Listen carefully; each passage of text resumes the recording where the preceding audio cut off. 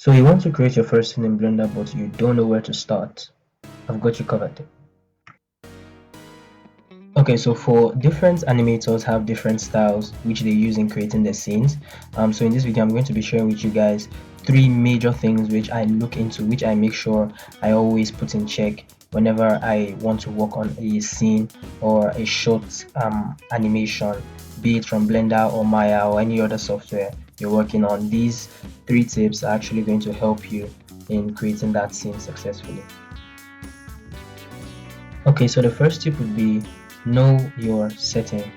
All right, I'm very sure we've all seen different movies which have different settings. You know, some movies can be based on an African type of setting. Some movies are based on or are acted out in the desert. Some are midday. Some in a desolate kind of setting. Some have clear skies. Some movies are dark and moody.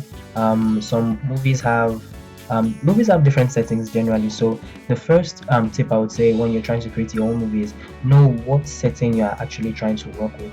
Okay, so take for this scene, for example, I was trying to make a food truck scene or food bus scene rather, and then I knew that this setting is going to be an African type of setting. So because I knew it was an African type of setting, I was able to work on the type of bus which I wanted to make. I wanted it to be something you would find in an African nation, in Nigeria to be precise. So I wanted it to be something you can find in Nigeria, something you can find on the streets of Lagos without going too far.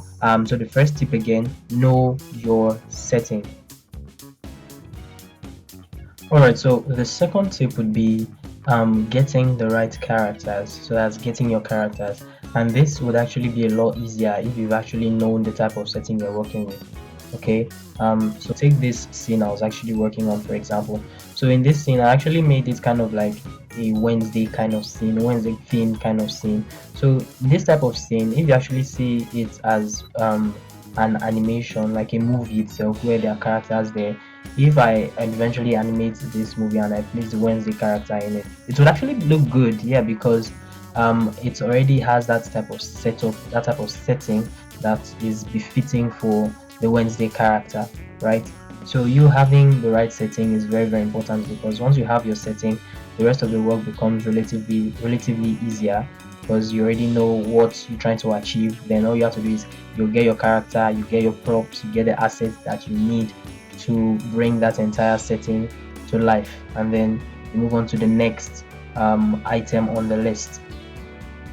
Okay, so the third and final tip I'm going to be giving you guys is your story. So you need to have a good story, right? So you already have a setting and you know that this is the type of movie I'm trying to create. Okay, now you already have your characters, your assets, your props, you have everything in place, right?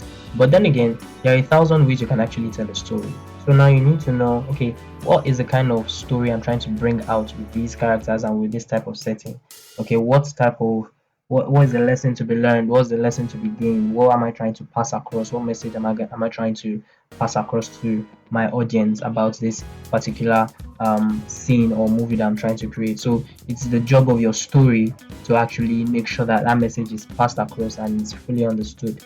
Okay, so you might have a good setting and nice characters, but then your story just comes and then makes everything look bad. Okay, so in as much as you're spending enough time or a lot of time with your setting and your characters and everything, you equally need to spend as much time, if not more, working on your story. So those are my three tips, guys. Remember to stay creative and always keep creating. Thank you for watching this video. Don't forget to like and subscribe, and I'll see you guys in the next video.